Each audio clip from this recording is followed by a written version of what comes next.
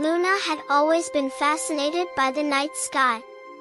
Every evening, she would sit by her window, gazing up at the stars and dreaming of adventures among them.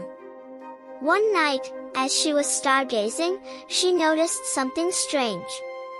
A small, shimmering object fell from the sky, landing softly in her backyard. Curious and excited, Luna rushed outside to find it. There, lying on the grass, was an ancient-looking map. The edges were frayed, and the parchment glowed faintly in the moonlight. She picked it up and examined it closely.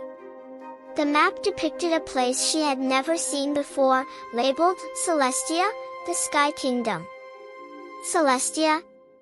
Luna whispered to herself, her heart pounding with excitement. I've never heard of such a place.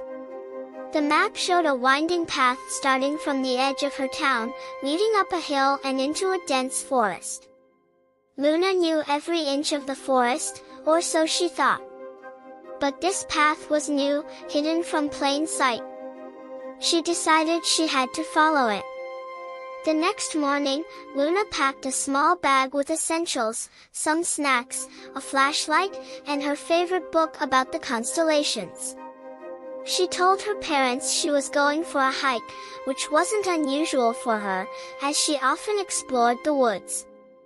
They reminded her to be careful and stay close to the trails. With the mysterious map in hand, Luna set off towards the edge of town. The path led her up a gentle hill and into the familiar forest. She walked for what felt like hours, following the map's intricate details. Just as she began to doubt its accuracy, she stumbled upon a hidden trail covered in moss and leaves, almost invisible to the untrained eye.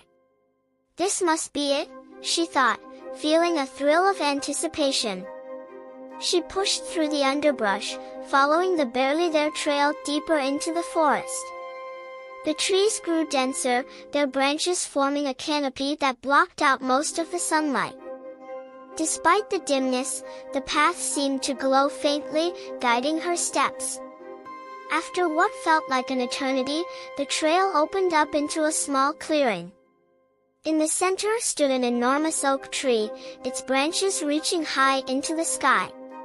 At its base, hidden among the roots, was a door, small, wooden, and ornately carved with celestial symbols.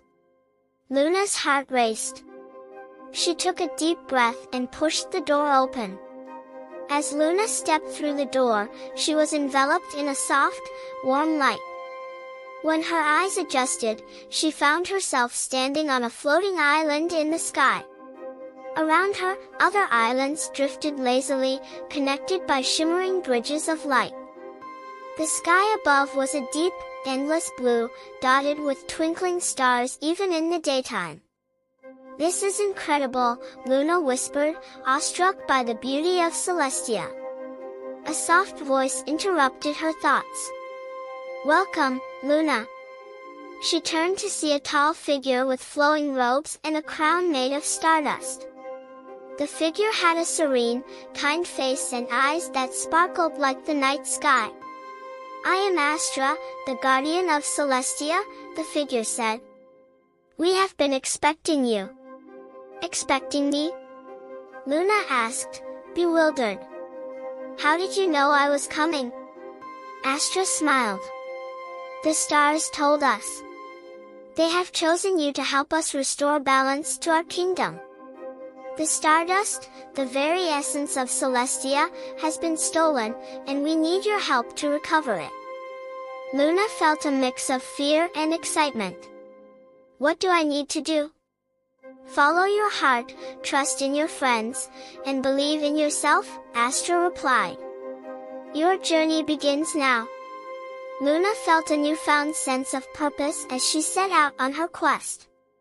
Astra gave her a small, glowing crystal to guide her. This crystal will lead you to the missing stardust, Astra explained. It will glow brighter the closer you get. As Luna walked across the bridge of light to the next floating island, she marveled at the sights around her. Celestia was a world of breathtaking beauty, with islands filled with towering crystal formations, lush gardens, and serene lakes reflecting the starry sky. On the second island, Luna met her first companion, Orion, a young boy with a mischievous grin and a talent for navigation.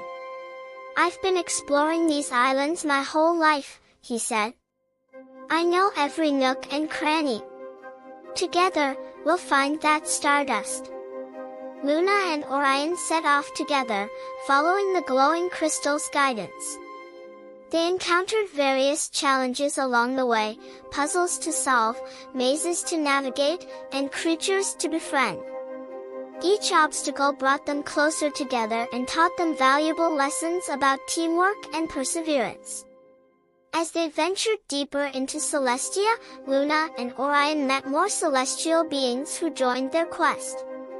Each new friend brought unique skills and knowledge, making their group stronger and more capable. Among their new friends was Vega, a wise and gentle guardian who could communicate with the stars. She taught Luna and Orion how to read the constellations and use their positions to find hidden paths. Altair, a brave and strong guardian, helped them overcome physical challenges and protected them from dangers. Together, the group discovered that the stolen stardust was hidden in various locations across Celestia, guarded by shadowy creatures that thrived in darkness.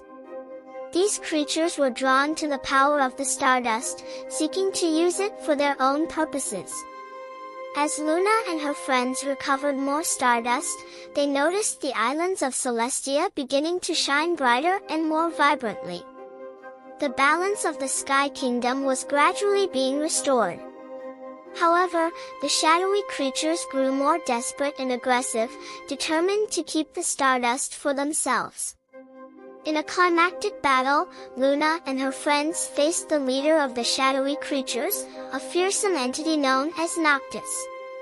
Noctis had hoarded a large amount of stardust, using its power to create an impenetrable fortress of darkness. With courage and determination, Luna and her friends devised a plan to infiltrate Noctis's fortress. They used their combined skills and the glowing crystal to find a weakness in the fortress's defenses.